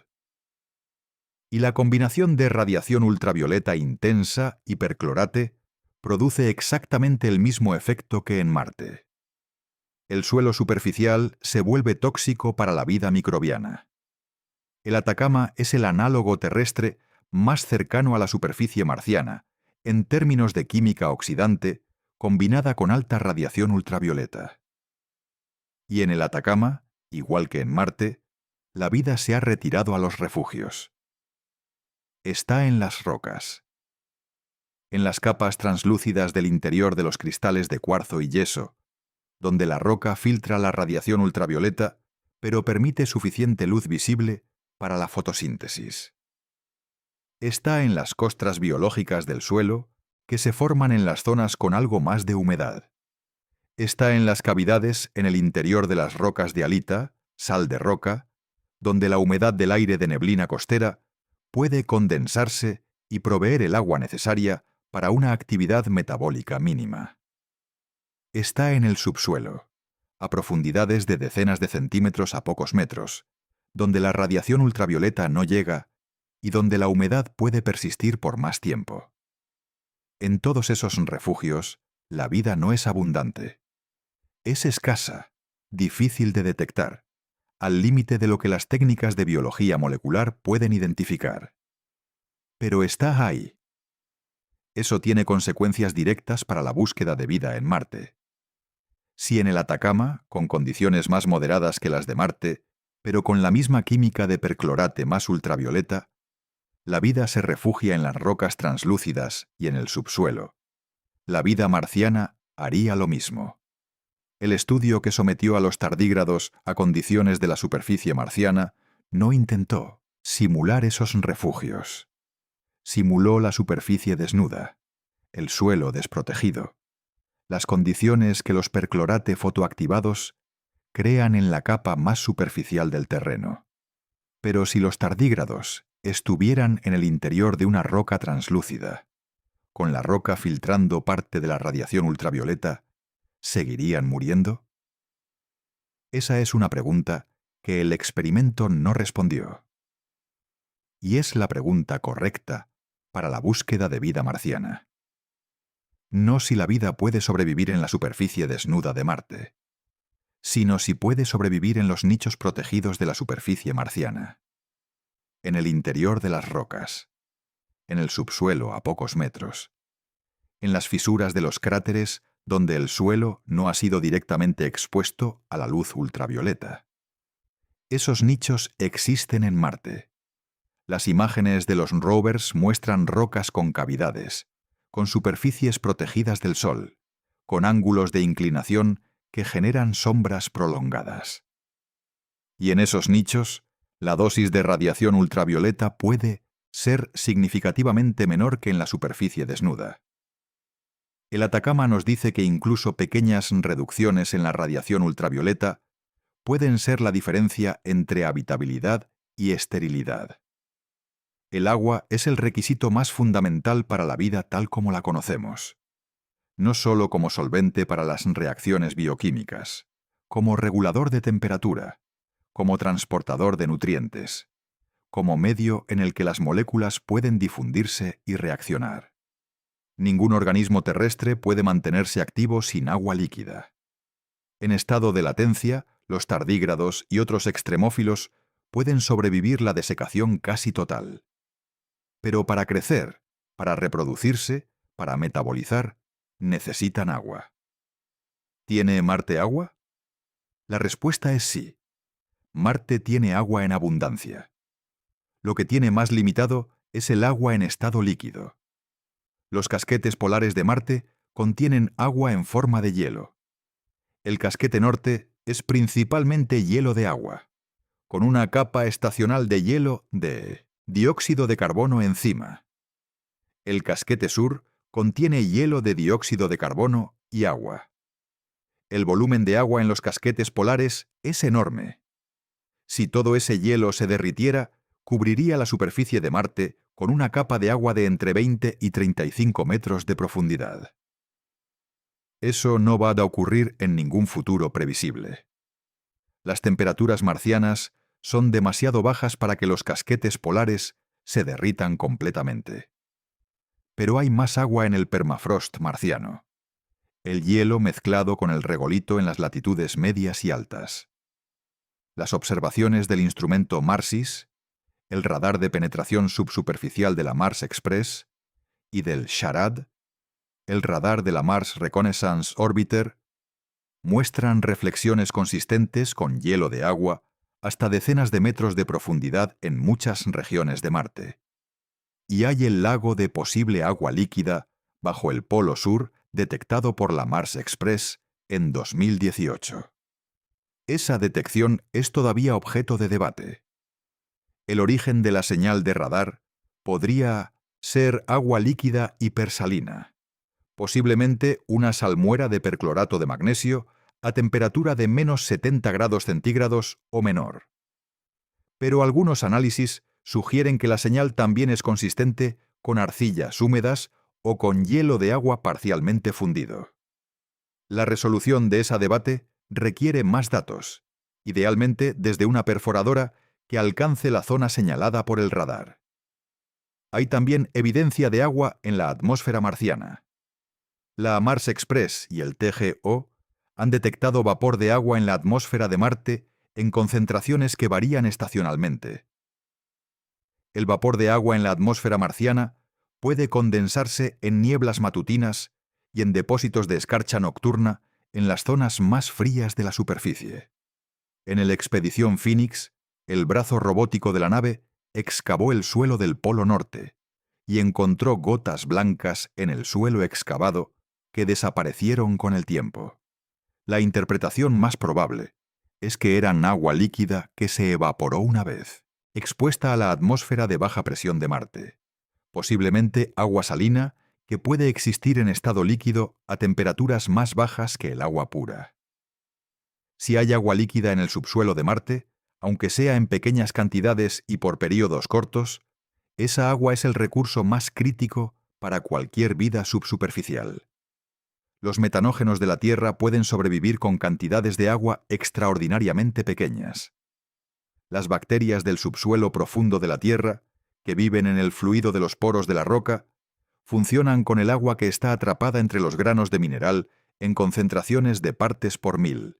Si el subsuelo marciano tiene acceso a agua en concentraciones similares, aunque sea estacional o local, tiene lo necesario para sostener actividad microbiana de baja intensidad. El escenario que los astrobiólogos consideran más plausible para la vida marciana actual no es un lago subsuperficial bullendo de actividad. Es una comunidad de microorganismos extremadamente escasos y de metabolismo extremadamente lento, distribuidos en las capas húmedas del subsuelo, activos solo en los periodos en que el agua está disponible, en estado de latencia el resto del tiempo. Similar a las comunidades microbianas del subsuelo profundo de la Tierra, pero todavía más escasas y todavía más lentas. Difícilmente detectable con instrumentos de superficie. Difícilmente detectable incluso con instrumentos de subsuelo. Pero potencialmente real. Hay una conversación que la astrobiología tiene con la filosofía, la teología y la biología evolutiva que raramente aparece en los comunicados de prensa sobre Marte, pero que subyace a todo el proyecto de búsqueda de vida extraterrestre. ¿Qué significa si encontramos vida en Marte? No en el sentido técnico de qué análisis habría que hacer. En el sentido de qué cambiaría en la manera en que la humanidad entiende su lugar en el universo. La vida en la Tierra es el único ejemplo de vida que conocemos. Todo lo que sabemos sobre biología, sobre evolución, sobre bioquímica, sobre los principios que hacen posible la vida, viene de ese único ejemplo. Una muestra de uno. Los estadísticos saben que no puedes generalizar sobre una población a partir de una muestra de uno. Pero en astrobiología, hasta ahora, eso es lo único que tenemos. Si encontramos vida en Marte, incluso microbiana, pasamos de una muestra de 1 a una muestra de 2. Eso cambia radicalmente la estadística. Dos orígenes independientes de vida en el mismo sistema solar, en planetas que comparten muchas características geoquímicas y que intercambian material por panspermia, sugieren una de dos cosas. O la vida surgió de manera independiente en los dos planetas, lo que implicaría que el origen de la vida es un proceso relativamente común, dadas las condiciones adecuadas. O la vida en uno de los planetas descendiente de la vida del otro, transportada por panspermia en meteoritos eyectados, por impactos. En el primer caso, la galaxia estaría potencialmente llena de vida. Las condiciones que permiten el origen de la vida, agua líquida, química orgánica, energía, son comunes en el universo. En el segundo caso, la vida sería un viajero interestelar capaz de colonizar planetas sucesivos si las condiciones son adecuadas, lo que también implica que la vida podría estar distribuida en muchos más lugares de los que imaginamos si un planeta con vida antiguo tuvo colisiones que enviaron material al espacio. En ninguno de los dos casos el resultado es que la vida está confinada a la Tierra. Y ese cambio conceptual, pasar de la vida como fenómeno único y excepcional a la vida como proceso cósmico habitual, es una de las transformaciones más profundas que el conocimiento científico podría producir en la comprensión humana del universo. Hay un tercer escenario que los astrobiólogos mencionan con menos frecuencia, porque es más difícil de comunicar públicamente. Que la vida en Marte sea tan diferente de la vida en la Tierra a nivel bioquímico que ni siquiera comparta el código genético. Si la vida marciana usa un conjunto diferente de moléculas, un diferente sistema de almacenamiento de información, diferentes aminoácidos, diferentes ácidos nucleicos, ese sería el descubrimiento de lo que los astrobiólogos llaman la segunda forma de vida, un linaje completamente independiente del árbol de la vida terrestre. Eso significaría que la vida no es sólo común en el universo, sino que puede originar de múltiples maneras, con múltiples bioquímicas, no sólo con la bioquímica basada en ADN y ARN y proteínas que conocemos.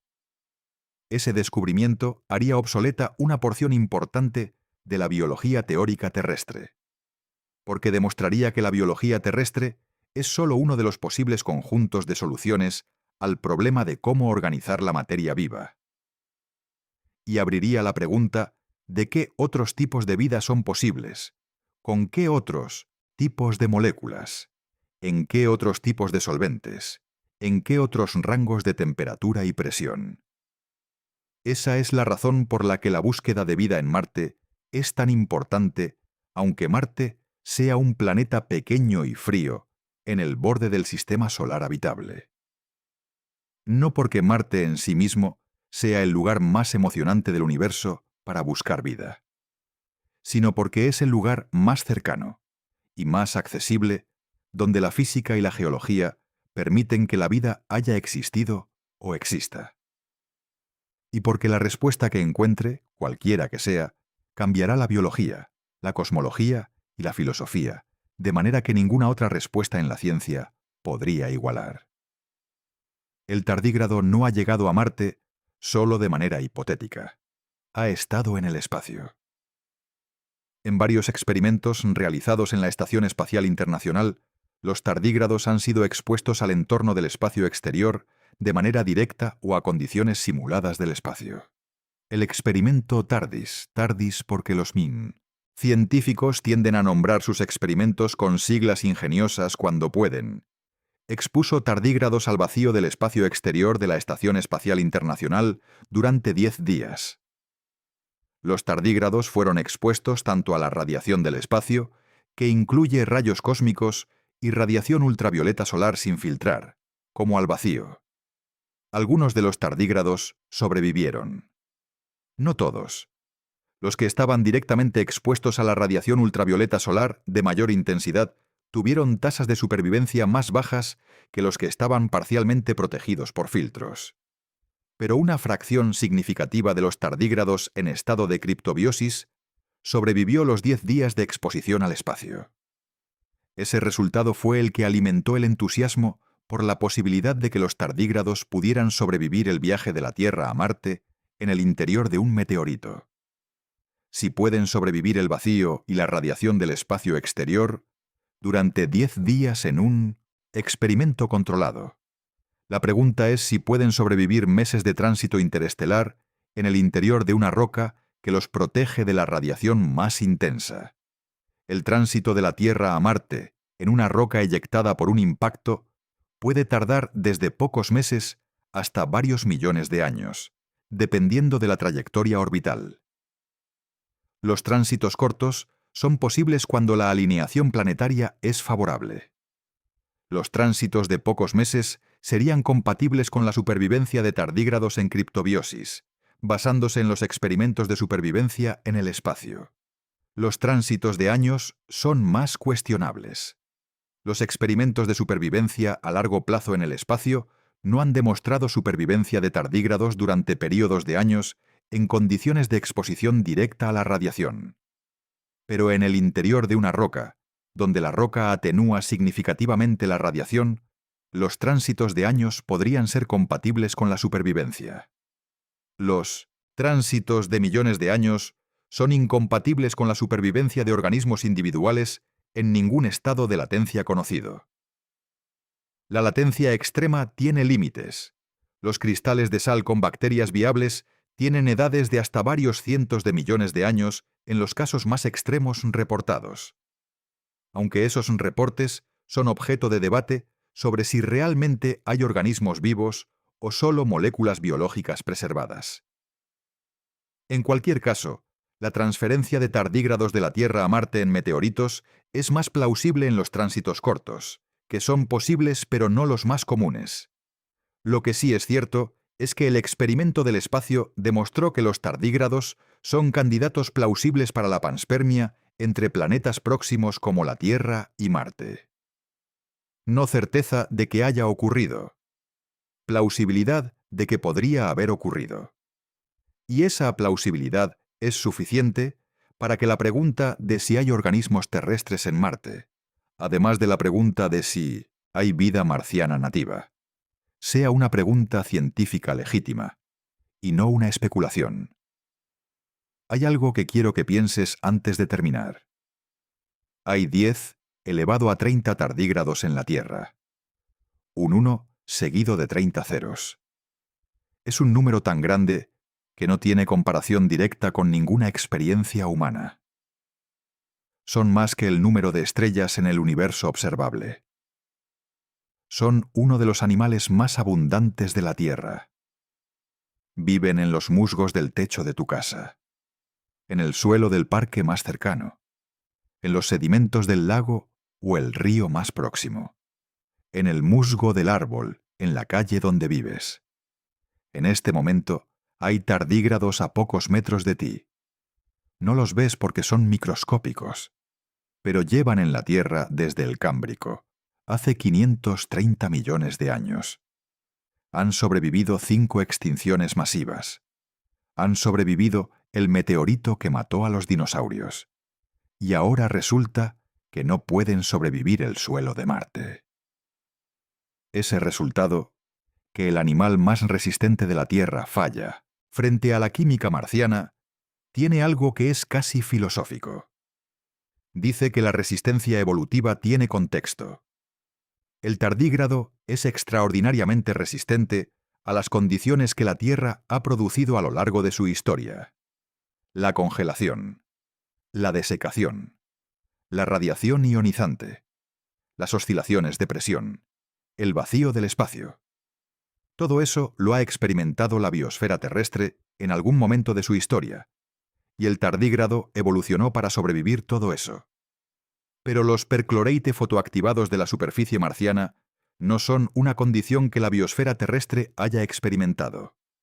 No existe en la Tierra ningún ambiente con concentraciones de perclorato del 0,5% más irradiación ultravioleta intensa y simultánea. El tardígrado no evolucionó para sobrevivir eso, porque en la Tierra no existió esa presión de selección. Si hubiera existido ese ambiente en la Tierra durante suficiente tiempo, algún organismo habría evolucionado para tolerarlo. Mint-Lamieux. Biología terrestre nos muestra que las adaptaciones a condiciones extremas son inevitables cuando la presión de selección es suficientemente fuerte y el tiempo es suficientemente largo. Las bacterias reductoras de perclorate que viven en el Atacama son el ejemplo. En el Atacama hay perclorate, pero a concentraciones menores y con menos radiación ultravioleta que en Marte. Y hay bacterias que lo usan como fuente de energía. Si en algún lugar del subsuelo marciano hay microorganismos que llevan 3.500 millones de años evolucionando en presencia de perclorato, a bajas temperaturas, con acceso ocasional a agua líquida, esos microorganismos habrán evolucionado adaptaciones para ese ambiente que ningún organismo terrestre tiene, porque ningún organismo terrestre ha vivido en esas condiciones durante ese tiempo. La vida marciana, si existe, no sería comparable a ningún organismo terrestre conocido. Sería algo distinto, algo adaptado a condiciones que en la Tierra nunca existieron, a la misma intensidad.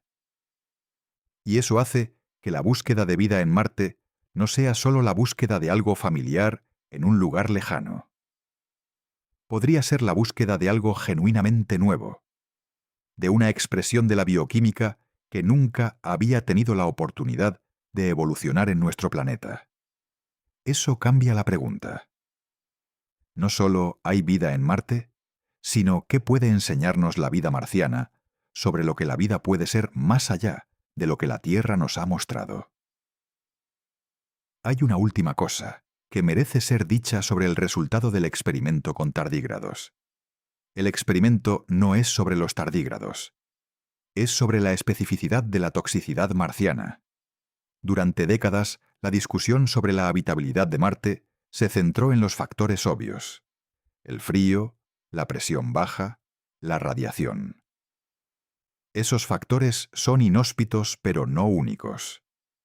La Tierra tiene regiones con temperaturas de decenas de grados bajo cero, con presiones bajas en altitudes extremas, con dosis de radiación significativas. Y en todas esas regiones extremas de la Tierra hay vida. El frío no es el límite absoluto porque los psicrófilos existen. La baja presión no es el límite porque los organismos de las cimas de las montañas más altas existen. La radiación no es el límite absoluto porque Deinococcus radiodurans existe. Lo que el experimento del tardígrado añade es que la combinación específica de perclorato más radiación ultravioleta sí es el límite para todos los organismos terrestres conocidos. No porque sea imposible adaptarse a ella, sino porque en la Tierra esa combinación específica nunca existió a esa intensidad y durante el tiempo suficiente para producir organismos adaptados. Eso es, paradójicamente, una buena noticia para la búsqueda de vida, porque significa que si hay vida en Marte, ha tenido 3.500 millones de años para adaptarse exactamente a esa combinación. Y 3.500 millones de años de evolución microbiana son suficientes para producir adaptaciones que los experimentos de laboratorio usando organismos terrestres no pueden predecir. El experimento mata tardígrados terrestres en condiciones marcianas. No mata la hipótesis de vida marciana. Al contrario, al identificar el factor específico que hace inhabitable la superficie, apunta exactamente hacia donde hay que buscar, y sugiere que lo que habría ahí, si hay algo, sería algo que los experimentos con organismos terrestres no pueden modelar completamente. Algo adaptado a lo marciano. Algo que evolucionó para usar los perclorate en lugar de morir por ellos. Algo que existe en la oscuridad del subsuelo, aprovechando el calor geotérmico residual y la química de un planeta que fue húmedo durante 1.000 millones de años y que lentamente se fue secando. Algo que puede estar esperando, debajo del suelo, que mata al tardígrado. Debajo del suelo, que es letal. Debajo del suelo que, por esa misma letalidad, lo protege de la radiación y del vacío y del frío de la superficie. Debajo del suelo que es, en el sentido más preciso de la palabra, el escudo de lo que puede estar vivo en Marte. El suelo marciano es letal, y por eso podría ocultar vida. Hay una imagen que cierra este video mejor que ningún argumento técnico. El rover Perseverance, en el delta del cráter G0. Está perforando rocas, está llenando tubos de titanio con muestras, está analizando espectros de moléculas orgánicas con su Sherlock. A 2 metros de profundidad bajo las ruedas del rover, si los modelos son correctos, el suelo ya no tiene perclorate fotoactivados. La radiación ultravioleta no llega ahí. El frío es moderado, quizás menos 50 grados centígrados, en lugar de los menos 100 de la superficie. ¿Puede haber hielo de agua en los intersticios del regolito? Puede haber química que un organismo adaptado podría aprovechar. El rover no puede llegar ahí. Sus brocas más profundas alcanzan unos 10 centímetros. Pero en esos 10 centímetros hay ya una diferencia. La dosis de radiación ultravioleta a 10 centímetros es significativamente menor que en la superficie. Los perclorate fotoactivados son menos abundantes. Es el comienzo del gradiente que lleva de la superficie letal al subsuelo potencialmente habitable. El ExoMars perforará 2 metros. A 2 metros, el gradiente es más favorable todavía. A 20 metros, la situación es radicalmente diferente de la superficie. La pregunta que el experimento con tardígrados ha afinado con más precisión de lo que teníamos antes es exactamente esta. ¿A qué profundidad bajo la superficie marciana cambia el límite de la habitabilidad? No qué hay ahí abajo. ¿A qué profundidad el factor específico que mata al tardígrado deja de ser el factor limitante? Y la respuesta que la física y la química dan es a pocos metros. Eso está dentro del alcance de las misiones que planificamos. No es el subsuelo profundo de kilómetros, son metros. Metros que ninguna misión hasta ahora ha podido alcanzar. Metros que el ExoMars intentará alcanzar. Metros que separan lo que sabemos de lo que podríamos saber. Y esos metros, si tienen lo que algunos científicos sospechan que pueden tener, son los metros más importantes en la historia de la exploración espacial. Porque en esos metros puede estar la respuesta a si la vida en la Tierra es un accidente cosmológico o si es la expresión local de un proceso universal. El suelo marciano es letal, y por eso podría ocultar vida. Eso no es una contradicción. Es la descripción más precisa que tenemos del planeta más estudiado fuera de la Tierra. Un planeta donde el veneno es el escudo, donde la muerte en la superficie puede ser la protección de lo que vive debajo, donde el tardígrado muere, y algo más, algo marciano, algo adaptado a 3.000 millones de años de oscuridad y frío y química de perclorato, puede estar esperando ser encontrado. Si es que está, si es que la vida, esa propiedad extraordinaria de la materia de organizarse, reproducirse, evolucionar, también llegó a Marte en algún momento de su historia y encontró la manera de quedarse. La respuesta está debajo del suelo. Y las misiones que excaven lo suficiente nos la darán. No hoy, pero en el horizonte de las próximas décadas. Y cuando llegue esa respuesta, cualquiera que sea, cambiará la biología, la cosmología y la manera en que la humanidad entiende su lugar en un universo que puede estar mucho más lleno de vida de lo que el único ejemplo que tenemos nos permite imaginar.